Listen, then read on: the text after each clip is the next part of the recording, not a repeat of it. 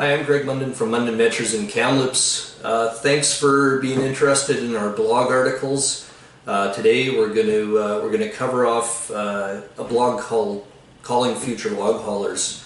This is a blog I wrote about our experience with the LTAC, new LTAC Log Truck Driver Training Program. So I hope you enjoy it. So recently we had the opportunity to pilot a newly developed professional log truck driver training program developed by the log hauling sector, really a safety committee that works under WorkSafe. The Log Truck Technical Advisory Committee, or LTAC, working in conjunction with TAG, which is the Trucking and Harvesting Advisory Group, really represents the province's licensees, and the Professional Log Truck Driver Training Program has come about as the industry grapples with a shortage of qualified drivers and an inability to properly train new entrants to the industry. So as a fourth generation log hauling and forestry business, again based in Kamloops, our company Munden Ventures has always tried to support industry initiatives as well as innovate and give back when we can to an industry which has been good to our family. Through involvement that I've had with the BC Trucking Association and the Canadian Trucking Alliance, I know firsthand that the driver shortage being faced in Canada has developed even earlier in over-the-road trucking.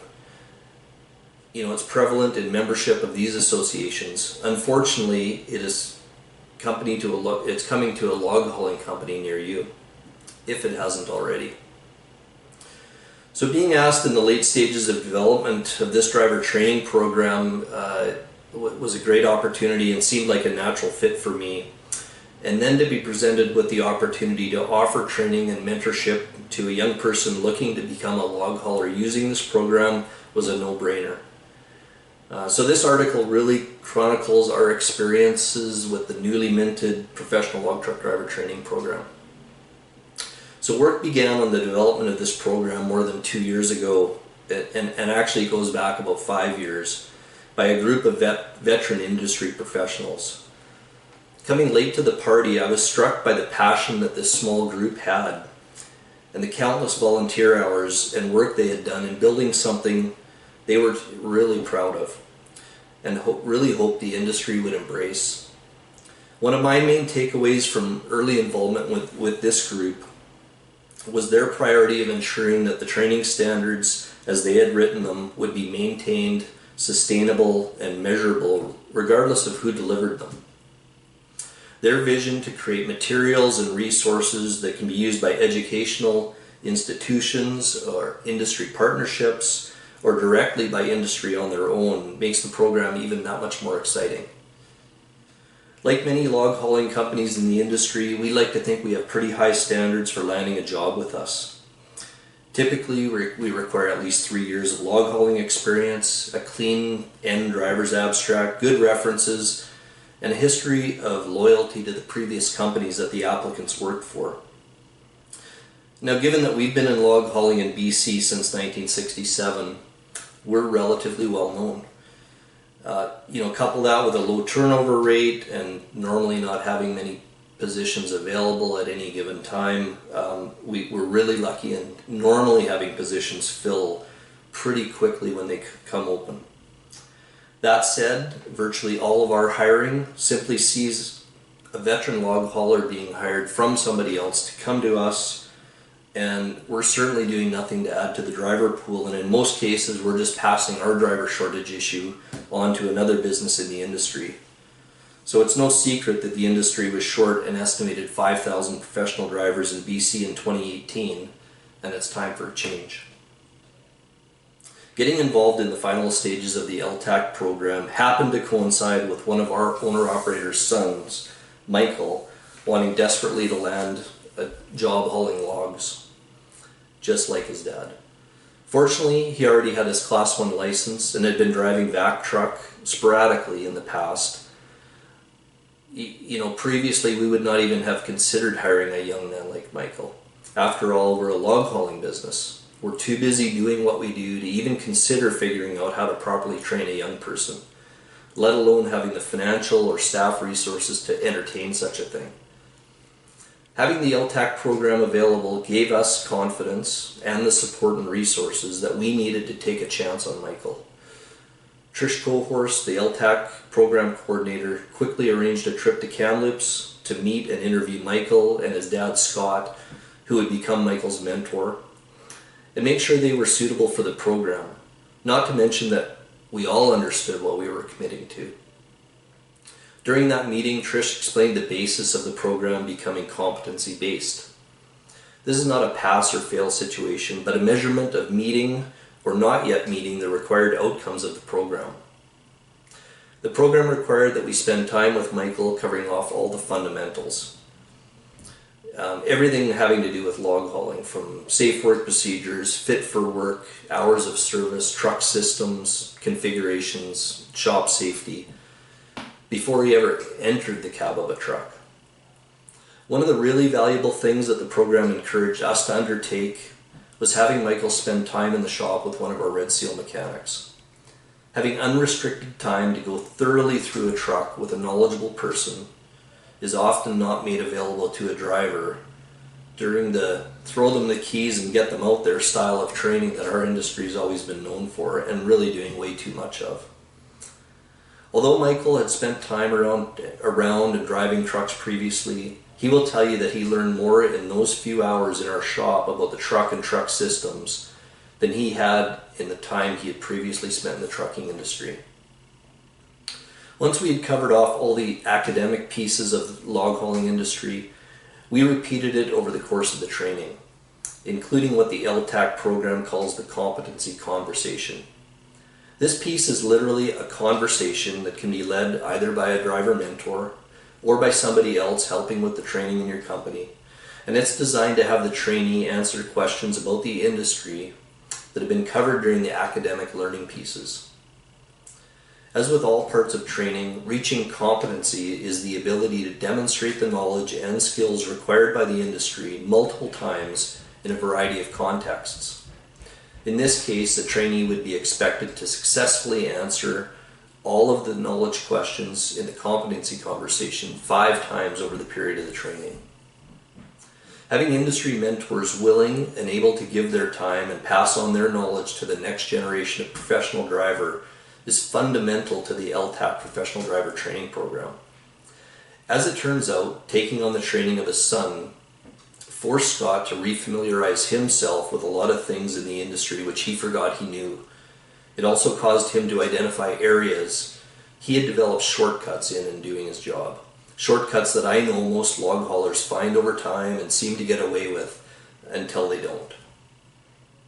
The training program does not dictate the particulars of how the training is accomplished or at what pace. There's a significant reliance on the expertise of the driver mentor to assess the progress of the trainee, the conditions and all the circumstances, length of day, cycle times, pressure from other trucks, etc., and tailor the training to ensure the success of the trainee, and importantly, safety.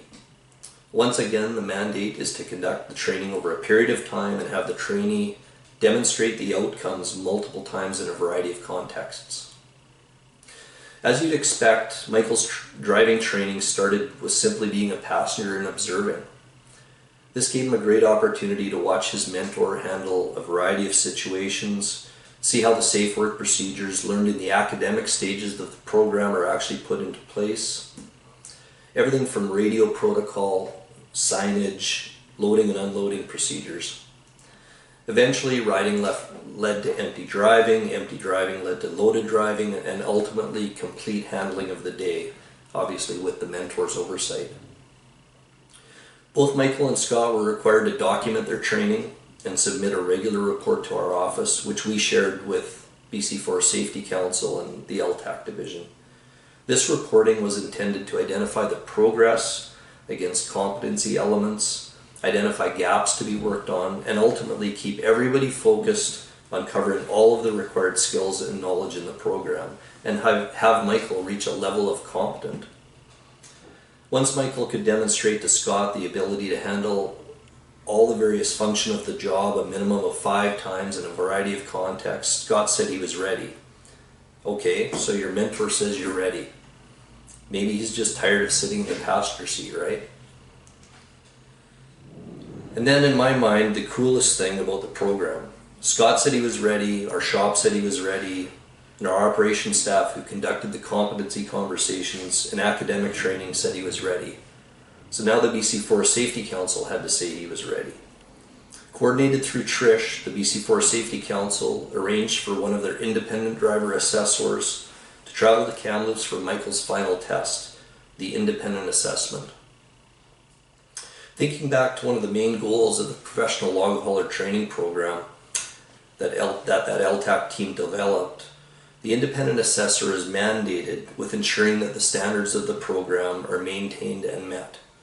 The independent assessor's role is to spend a trip with the trainee and evaluate his or her competency amongst the skills and knowledge that a professional log truck driver needs to display to be considered competent. This starts with a competency conversation, includes the pre-trip inspection, and then a complete cycle, whereby the trainee must demonstrate each of the elements to a high standard. Once again, there is no grade or pass or fail, there is simply competent or not yet competent for each required element of the training. Successful completion of this program means Michael has displayed competency in every area by independent verification. I know that I can say on behalf of our company and that we're very proud of Michael proving his competency in this final assessment and earning his endorsement as a professional log truck driver.